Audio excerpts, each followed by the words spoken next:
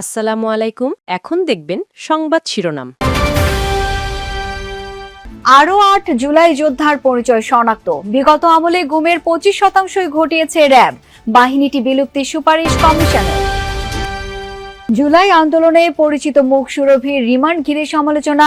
খবর ভাইরাল হবার পর তড়িঘড়ি জামিন।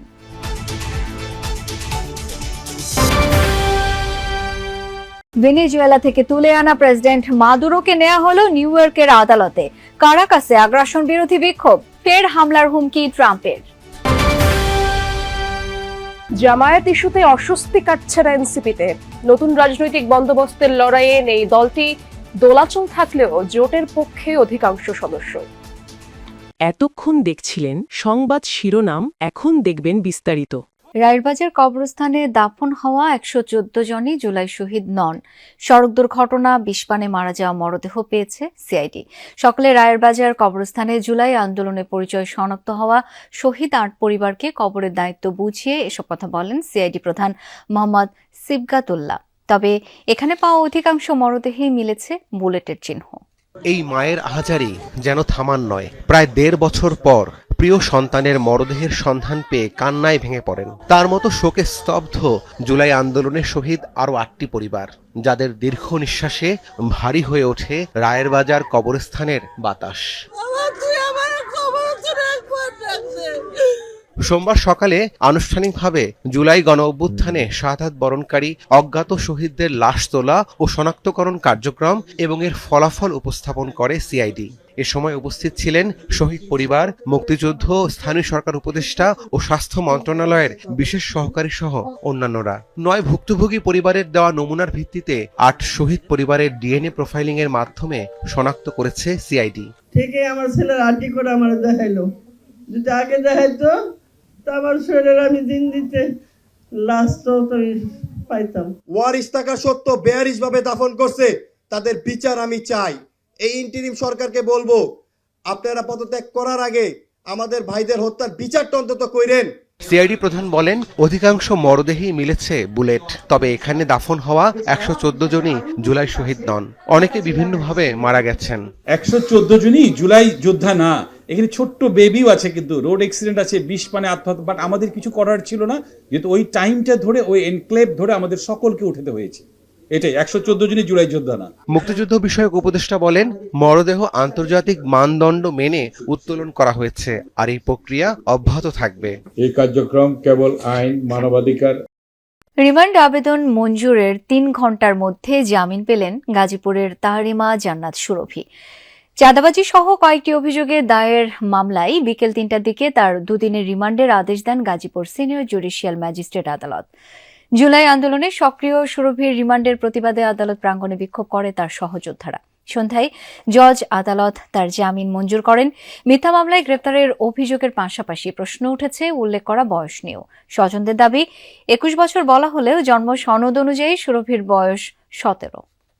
জুলাই আন্দোলনের পরিচিত মুখ গাজীপুরের শিক্ষার্থী তাহরিমা জান্নাত সুরভি শুধু গাজীপুরেই নয়, আন্দোলনে সে সরব ছিল ঢাকা বিশ্ববিদ্যালয় এলাকাতেও। গেল ২৫ ডিসেম্বর টঙ্গীর নিজ বাসা থেকে সুরভিকে গ্রেফতার করে যৌথ বাহিনী। সে সময় পুলিশ জানায়, কালিয়াকৈর থানায় তার বিরুদ্ধে চাঁদাবাজি, অপহরণ ও ব্ল্যাকমেইলিং এর অভিযোগে মামলা রয়েছে। বাদী নাইমুর রহমান দুর্জয়, যিনি একটি দৈনিক পত্রিকার স্থানীয় সংবাদকর্মী। ব্রুকলিনের মেট্রোপলিটন ডিটেনশন সেন্টার থেকে ম্যানহাটনের ফেডারেল আদালতে নেওয়া হয়েছে ভেনেজুয়েলার প্রেসিডেন্ট নিকোলাস মাদুরো ও তার স্ত্রী সিলিয়া ফ্লোরেসকে।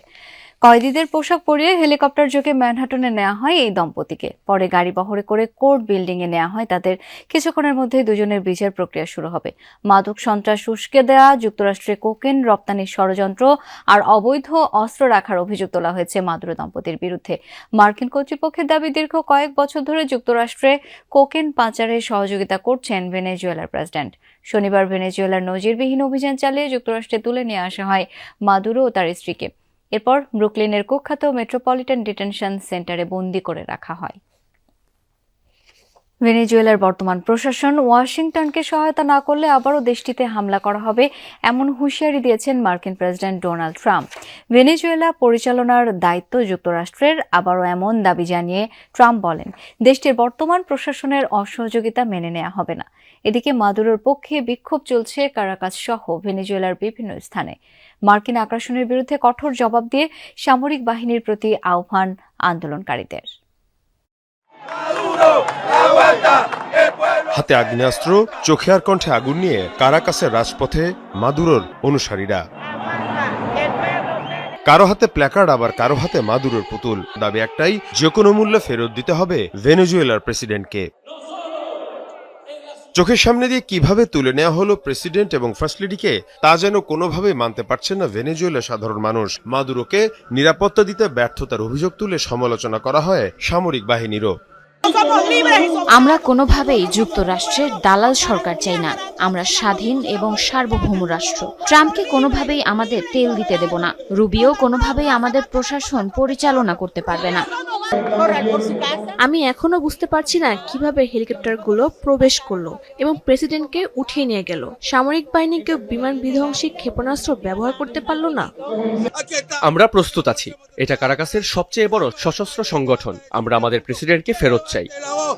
এদিকে আবারও মার্কিন প্রেসিডেন্ট ট্রাম্পের জামায়াত ও এনসিপি 11 দলীয় জোট গঠন করার পর পদত্যাগ করেছেন তরুণদের নিয়ে গঠিত দলটির বেশ কয়েকজন নেতা।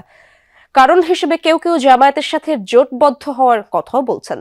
তারা মনে করেন নতুন রাজনৈতিক বন্দোবস্ত তৈরির লড়াইয়ে এখন আর এনসিপি নেই, এটা বুঝতে পেরেই দল থেকে সরে আসা। এদিকে দলের যুগ্ম আহ্বায়ক সারোয়ার তুষার জানান, পদত্যাগের কারণে দলের ভেতরে কিছুটা দোলাচল থাকলেও অধিকাংশই রয়েছে জোটের পক্ষে। 28 ফেব্রুয়ারি আত্মপ্রকাশ ঘটে 24 জুলাই অভ্যুত্থানে নেতৃত্ব দেয়া তরুণদের দল জাতীয় নাগরিক পার্টি এনসিপির। দলের নেতৃত্বে নাহিদ ইসলাম, সঙ্গী হিসেবে সম্মুখ সারিতে আছেন জুলাই আন্দোলনের অনেক পরিচিত মুখ। 10 ডিসেম্বর ত্রয়োদশ জাতীয় সংসদ নির্বাচনের জন্য 125 আসনে প্রার্থী ঘোষণা করে এনসিপি। বলা হয় নির্বাচনে এককভাবে প্রার্থী দেওয়া হবে 300 আসনে। ডিসেম্বরের দ্বিতীয় সপ্তাহেই এবি পার্টি ও রাষ্ট্র সংস্কার আন্দোলনের সাথে জোট করে এনসিপি। আমরা অবশ্যই 300 আসনেই প্রার্থী দিব। 2 সপ্তাহের মাথায় জামায়াতে ইসলামের সাথে নির্বাচনী জোট গড়ে নতুন করে আলোচনায় দলটি। এনসিপি এটা আমাদের একটি মজবুত নির্বাচনী সমঝোতা। এরপরই দলের ভেতরে এ নিয়ে মতপার্থক্য দৃশ্যমান হতে থাকে। সিদ্ধান্ত পুনর্বিবেচনায় আহ্বান জানান 30 নেতা। জামায়াত জোটের সিদ্ধান্তে অটল থাকায় পদত্যাগের হিড়িকও শুরু হয়। দল ছাড়ে কেন্দ্রীয় আহ্বায়ক কমিটি ও তৃণমূলের অন্তত 1.5 ডজন নেতা। এরই মধ্যে স্বতন্ত্রভাবে নির্বাচনে লড়াইয়ের ঘোষণাও দিয়েছেন কেউ কেউ। কয়েকজন আবার নিজেকে গুটিয়ে নিয়েছেন রাজনীতি থেকে। নতুন একটি রাজনৈতিক বন্দোবস্ত, বৈষম্যহীন রাজনৈতিক ব্যবস্থার লড়াইয়ে এনসিপি আর নেই। সেই মুহূর্তে আমরা আমাদের লড়াইকে ত্যাগ না করে এনসিপিকে ত্যাগ